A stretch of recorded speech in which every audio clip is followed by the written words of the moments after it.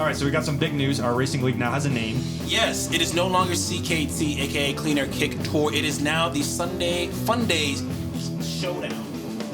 So keep an eye out for the SFS racing. Yes, sir. Featuring right now 12 experienced drivers at the Nurburgring GP. Well, none of us are experienced, so I don't know what he's talking about. 1 hour endurance race. Here we go. James has some engine trouble off the start. Viable follows him. Shit. And we're Turn going to ride on board with Death through the first couple turns. A little bit of contact through there, but I've seen worse turn ones. No harm, no foul, until this guy makes an effort. So clean first pass there by Brody on Death, but coming up here into turn 3 and 4. Now, you guys be the judge of this. Who was at fault here? Was it the Corvette? Was it Huracan? Or was it Sherman Williams' car? Personally, I think it was the Corvette. Thanks for your opinion, Brody. All right, we got All right. a clean pass here by me on Death. That was a textbook pass. Now, later, Schaefer does the exact same thing on Kells right here. A little more contact, though. A little more Still contact. gets it done. And Zach follows him through.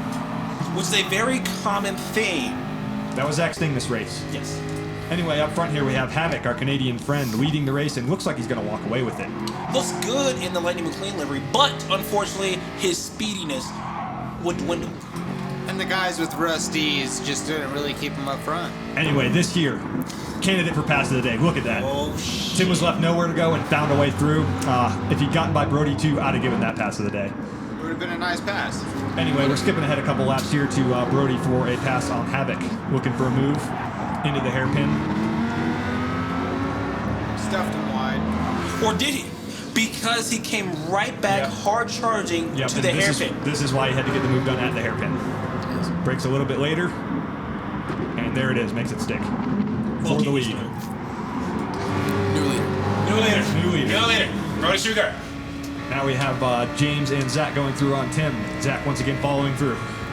A very common theme in this race. Wasn't until right about now Zach tells Tim he is going through the corner with James. And Tim, fair play, leaves him room. I almost turned into the guy.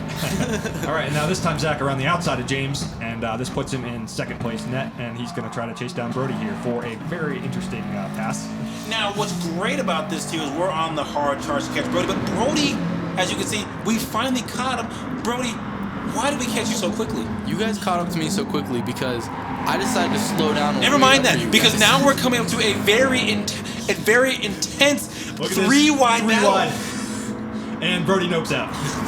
So, Brody, you went from first to third in a heartbeat. What happened? Like I said, I decided Never mind to that, wait. because now James there's a pass with a lead again. James has played Zach. He is in the pits, got past him by fueling less, and now Jeff is holding Zach up, puts up a great defense for a few laps. We'll watch, and that lets James just open up that lead further. Now, like I said, Brody was in first, had about a 5 to 6 second lead. Brody, what happened? Why did you give that up so easy? Because I wanted to. I got the only racer you've ever heard that wanted to give up a lead. Well. So we see Jeff's defense here, quite good. Zach finally gets it done once again into the hairpin, one of the popular overtaking spots on this track. Now we gotta give it up to Jeff here. He drives a very clean and an intelligent race. Yes, there's no one I like driving with more than Jeff. But that guy has nothing but strategy. It's really all you have to do. Now hold that thought, Tim. We're gonna go. Oh! R.I.P. Zach. Oh man, Zach. Now this was a pivotal point in the race because after that point, that is literally the last shot of Zach. Unfortunately, food being cold is not an option at Zach's house. So he had to unplug the game and went to go eat. Which, happens to the best of us. Meanwhile, speaking of the best of us, James sets a 2:04.9. Absolutely walks it at this point. Rest in peace, anyone's chances at winning other than James. This is not true.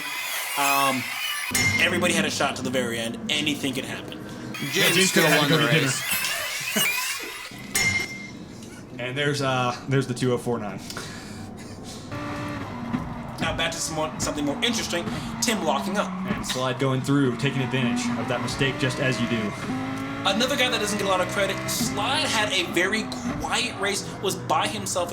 Meanwhile, Tim coming out of the pits with Schaefer and having a phenomenal battle. Again, this went on for about 20 minutes, wheel to wheel. It was one of the more exciting ones to watch in the replay. Lots of wheel to wheel action, a couple occasional mistakes, some great passes. It's got everything. Including Blinker Kick. Including Blinker Kick. Which is part of his charity. If you would like to donate every time. We're going to cut James off there. And we're He going to must watch, have blinked. we're going to watch Schaefer a little bit quicker through those tight turns, and then Tim a little bit quicker on the straights, but runs wide there. We thought the battle was over, but Tim does the same thing that James did to Zach. Gets by him in the pits. There you go. And the battle resumes. Another walk-up, which I believe the count was at around 9. It's like a repeat of the previous laps. Yeah. But what's interesting about this is the fact that the McLaren seems to have better cornering speed, but Tim, being in the Corvette, definitely has a little bit more top end. So the battles were interesting, especially right here. And there's a murder, but I did send him, but Tim does I the gave right him thing the here. respect and gave him his spot back so we can continue. in this the battle. racing league, you send somebody like that, if you don't act as Tim just did, you're trash. Speaking of acting, the game knows when you want to cheat. R.I.P. Brody. Followed in Zach's footsteps. Sent back in time. I took inspiration. He was just so much faster. All right, here we have Brody catching up to Jeff. Brody once again was bored racing alone, so he decided rather than getting a clean pass done and coming home for a solid second, he would mess with Jeff a little. Yeah, I decided to put it into the Fuel Mix 6, which is the leanest, which is slow as shit pretty much, and I had a good battle with Jeff. I sent it up the inside a couple times. He returned back with a couple favors up the inside. Correction, Jeff sent it on the inside of the corner. But anyway, And then I turned my hazard lights on. FIA danger car deployed. Exactly. anytime someone throws a hazard lights on, they are a risk to everybody around them, including Jeff's tire wear. That was exactly what allowed me to get back in this race. I was running hot laps right now and trying to catch up, and it allowed what we decided mutually was the pass of the day. Look at this pass on the inside, very clean, very close. They didn't even touch until right here. Well played right there by Elliott to park it right there, the hairpin, to cross the line, coming in P3 to take the last podium spot. Hour of racing down to about 0.2 of a second. And here is our drift of the day, a new feature that we're going to have by Viable. Look at that. Beautiful execution. We love you. We also have punt of the day. Didn't look that bad at first from Kels on Zach, but Onboard footage. ooh, it was bad. Delivery. It's bad. And we have delivery of the day. Also goes to Kels with the Sherman-Williams paint job. Love it. Want to see that every single race weekend. All right, we I don't. along with this video, we have our schedule for the first inaugural season here. That's right, 10-week race series. It's going to be intense. Got a mixture of everything. Got a lot of super formula in there for those lovers of fast, grippy cars. For all you left-hand turn fanatics, we definitely have one NASCAR race in there with liveries of NASCAR. We're going to be running Corvette and Mustang. NASCAR or kick. NASCAR or Kick for sure. We also have a couple featured races that will be decided by the person who is in last place in the championship status. Just to make things a little bit interesting. So this is our first weekend event. We have our first race is going to be Super Formula at Kyoto. This is going to be sweet. Definitely be there.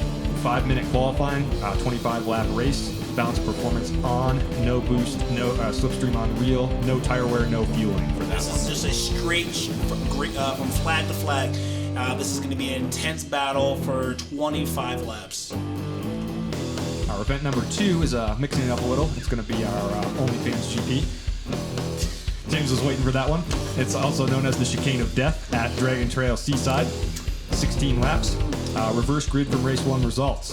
Boost will be off, slipstream reel, balance performance on once again. This time, though, we will have tire wear and fuel burn, so you're going to see some pit stops, a little bit of strategy, just like in this endurance race. Absolutely, and Group 3 is by far our favorite group that we like to run. So there's going to be a lot of different cars, different styles, different tactics. Beetlejuice, the Cheetle. Race number 3, though. Everyone's nightmare. It is pictured here. Ferrari, Red Bull Ring, short track, rain race, 22 laps. Be there. No tire wear, no fuel. Boost on. Slipstream strong. Balance of performance on. Reverse grid from the race number 2 results. This is going to be a shit show. This is not for the weak-minded. Be paired to get punt, aka Brody. Thank you very much, and we'll see you in the season.